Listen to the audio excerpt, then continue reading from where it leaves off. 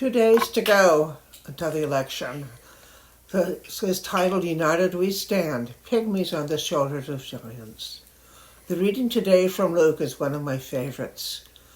It's the persistent widow and the unjust judge, Luke 18:1-8.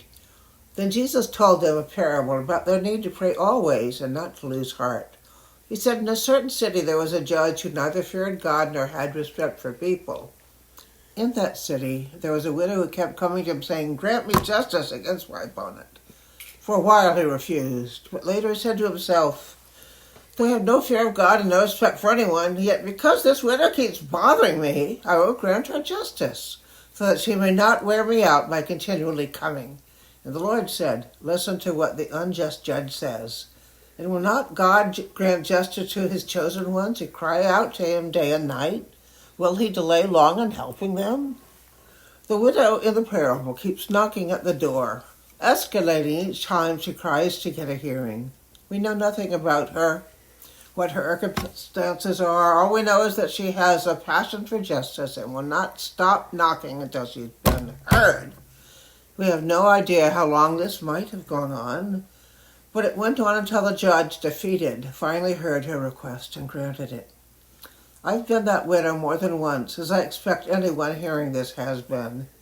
Injustices happen not only in our own life, but in the civic life of our country.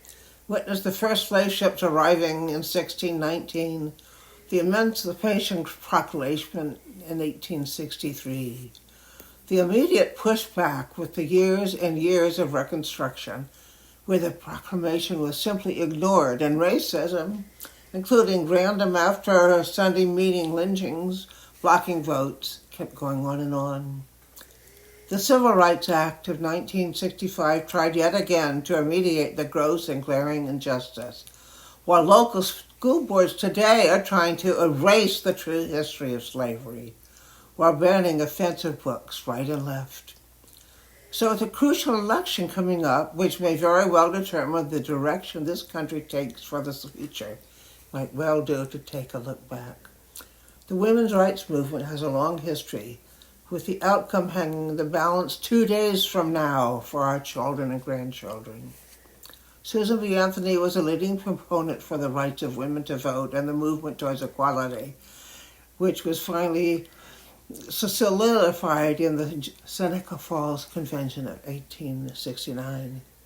To promote this movement, Susan B. Anthony was an itinerant evangelist, even when it was forbidden for women to speak to a mixed crowd of men and women. Finding her cumbersome outfits burden him, she opted to wear bloomers to give women more freedom of bodily movement. Although Bloomer was a newspaper editor, women's and temperance advocate, she had also advocated for a more rational costume for women, whose many garments were very restrictive. She said, "The costume of women should be suited to her wants and necessities. It should conduce at once to her health, comfort, and usefulness. And while it should not fail also to conduce to her personal adornment, it should make that end of secondary." Bloomer designed the Bloomer costume. It was actually Elizabeth Smith Miller who designed them. It consisted of loose trousers gathered at the ankles, looped by a short dress or short and vest. Anthony also advocated for the vote for black women and was very involved in black suffrage, but was persuaded by Frederick Douglass to fight first for black men, since they bore the brunt of violent racism still occurring without penalty. By the early 1850s, it became a symbol of women's rights, an early venture into claiming rights to their own bodies, a fight that has not yet been fully won. As the suffragist movement spread both in England and the United States, the powers that be found them a threat to public safety and patriarchy. So many of these women on both sides of the pond were arrested and imprisoned. Many of them went on hunger strikes, but as soon as their health began to suffer, they were force-fed daily. When they regained their health and were freed, they would march again, be arrested, go fasting, be force-fed, let go, on and on.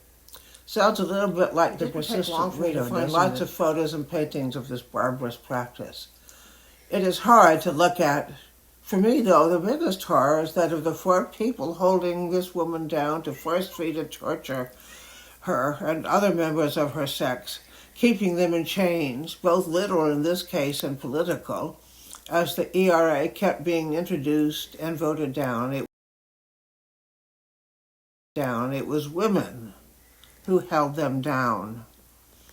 It was not until 1920 that the 19th Amendment gave women, white women that is, the right to vote. That actually isn't that long ago. My own mother was 6 before it passed.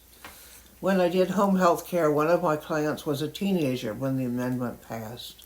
I got to hear firsthand how the amendment personally affected her own life as a young woman. 3 years later, the Equal Rights Amendment was first introduced. Obviously, it didn't pass. Women were considered subservient to men and took a back seat in public affairs, with the men considered the head of the household. Then came World War II. After the war heated up and more able-bodied men enlisted or were drafted, the need for skilled workers in the defense industry became desperate. Suddenly, women were needed in the workplace. Here is the famed poster of the mythical Rosie the Riveter. As soon as the war ended, they were again displaced by returning vets and confined yet again to the sphere of the home, where the man was still king. So where is it now? Actually, it needed 2/3 of the states to ratify it to make it into law. But there was a time limit for ratification. After the time had expired, a joint Senate and House resolution in 2021 eliminated the time restriction, making it open-ended. In summary, it has been almost a century since the ERA was first introduced. It's still lying there dormant until enough of us wake up to claim our rightful place in the universe. We seem to be stalled at a railway crossing for a long time, almost a century. Isn't it time to get up and get it running again? This year it's even more critical. We are not just stalled, but the train has decided to go backwards. In 1972, a famous or infamous, as some think, Roe v. Wade decision was made by the Supreme Court, giving women the right to their own bodies over decisions regarding reproductive freedom, including, if needed, abortion, which was a decision solely made by her and her physician. On June 24th of this year, SCOTUS reversed this decision. Now each state is free to make its own laws. Reproductive health clinics are closing. Laws are being introduced and passed to make abortion under any circumstances, including the life of the mother, rape, age of the female, along with criminal penalties, not only for the woman, but for anyone who helped her, not just the doctor, but family members or friends. I expect some pro-lifers are thinking about even making this decision the 28th Amendment to the Constitution. I no longer believe that The Handmaid's Tale belongs on the fiction shelf. It is rapidly becoming more and more true every day. I fear someone will introduce a 28th Amendment, something like this. Be it resolved that all life is sacred. It must be protected at any cost. All fertilized sperm are to be protected and honored. This means that any sperm that reaches an unfertilized egg is protected. No one, under any circumstances, may attempt or follow through destroying the fertilized cell under pain of life imprisonment. I think we might nickname it the Sperm Worshipper Amendment, putting sperm and their rights over the rights of half of the human race. Why am I so adamant, so committed? I'm almost 77, long past my own childbearing years. All of my children were wanted.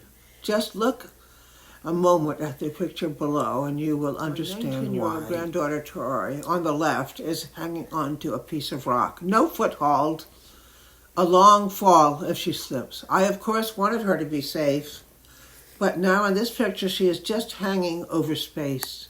She and her boyfriend have been together for over 5 years. They are now living together at Hawaii Pacific College, certain as they pursue their chosen studies passionately. But with no ERA, Roe v. Wade being overturned and sperm worship replacing and honoring women and girls and their choices, I am understandably concerned. So think deeply about this. Tori got down safely along with her college friend, but our nation is hanging in the balance. You can make a difference. We are Pygmies standing on the shoulders of giants. But these so-called giants were actually real people like you and me. No Rosie the Riveter. No bulging muscles. No red, white, and blue superhero costume. She's just an ordinary woman who left her home, her husband probably in uniform fighting at an undisclosed location overseas, doing her daily monotonous work that built ships and trains and planes that helped the Allies win the war. So get up and stand proud again. You do not have to be a superhero to make a difference for generations of women not yet born. Get up, then along with millions showing the history of women's rights movement, a story that is still not finished.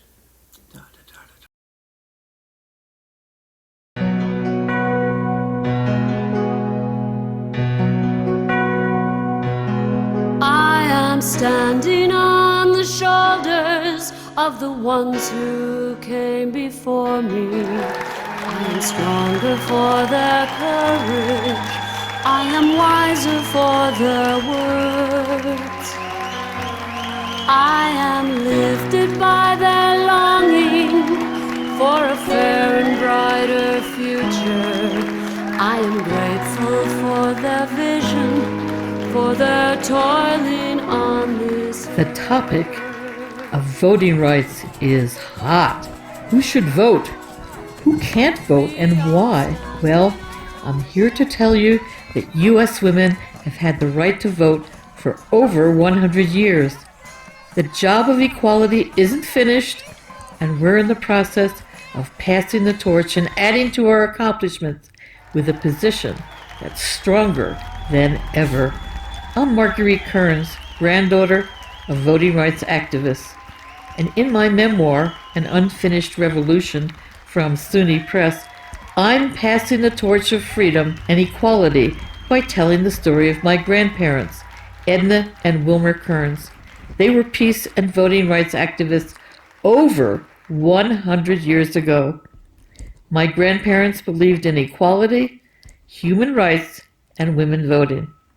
They were opinionated about standing on the shoulders of those who have come before us.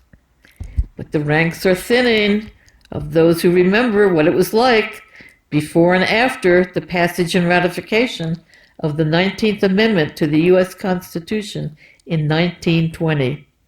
Our work is continuing, and we're enjoying reading An Unfinished Revolution, Edna Buckman Kearns and the Struggle for Women's Rights, and we know we're standing stronger with each generation.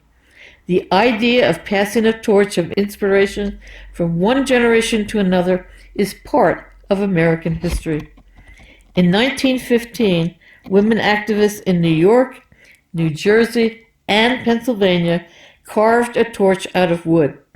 They painted in bronze and made the point that no nation could call itself democratic if more than 50% of its citizens weren't allowed to vote. They used the torch to pass on to others. Descendants like me have stepped forward to tell the old stories, and now it's time for all of us to play a part. Are you passing the torch of freedom and voting rights to future generations? Other generations passed the torch to my grandparents. My mother received the torch, and I continue passing it to support intergenerational activism, determination, and persistence. That's what's happening, whether we realize it or not. My book is the story of one family. It's easy to read, with over 100 original photographs from my family's collection and the public domain. Tens of thousands of Americans participated in women's rights campaigning. The story about my family in book form is a model of what tens of thousands of families are thinking about doing now. My book is available from SUNY Press, State University of New York, and from venues across the nation.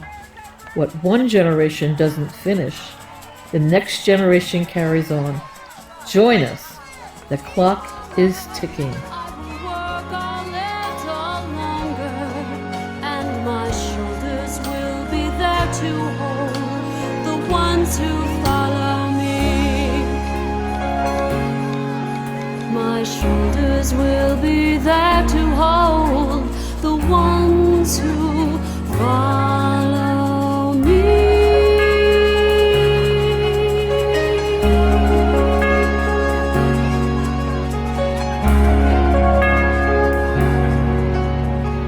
Help our friends in need.